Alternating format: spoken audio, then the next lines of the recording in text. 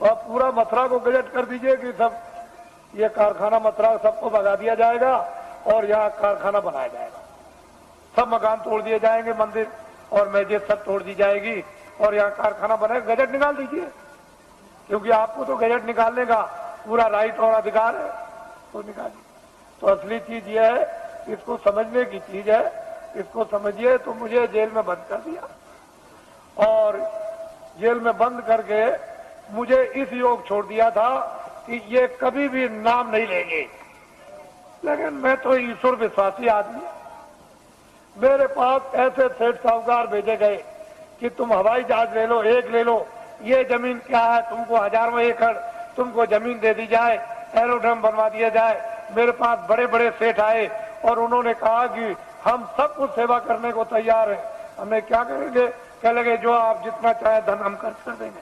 तो मैंने कहा एक काम कीजिए कि अयोध्या में, मथुरा में और यहाँ और हरिद्वार में और नासिक में लूले लंगड़े अंधे बहरे ये तमाम रहते हैं बेचारे गरीब, जिनके पास कपड़ा और खाना नहीं है। तो मैं बताऊंगा कि कंबल, अनाज और रोटियां और ये दवाएं ये सब तुम ट्रक में ला दो और चलो मेरे सामने बांटो। कह लगे ये काम नहीं हो सकता,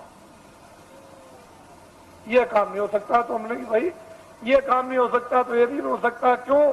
कि राजद्वारे 7 जन, राजाओं के दरबार में 3 लोग जाया करते हैं, राजद्वारे 7 जन 3 वक्त को जाएं। साधु जो है 3 चीज हो जाते हैं, के मान, के माया, के मीठा की चाह। या मीठा के लिए, मान के लिए, धन के लिए। तो इनमें से तीनों चीजें हमको कुछ नहीं चाहिए, ना मीठा चाहिए, ना मान चाहिए और ना माया चाहिए।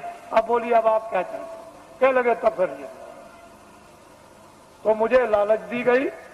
मेरी जगह पर अगर कोई आदमी होता और तो बिल्कुल सराबोर हो जाता, लेकिन मैं तो एक सिद्धांतवादी, छोटा मोटा आदमी, एक सेवक। मैं तो भगवान में विश्वास करने वाला।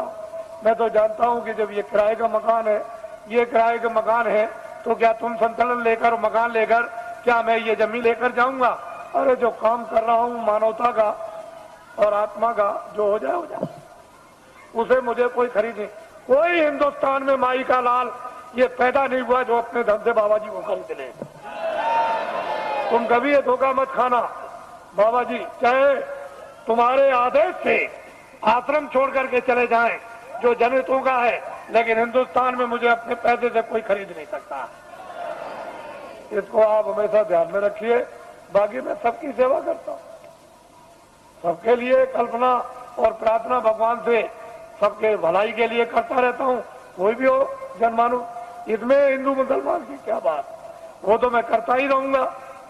लेकिन कोई अगर चाहे कि भाई इस तरह से मैं खरीद लूं तो खरीद नहीं सकता।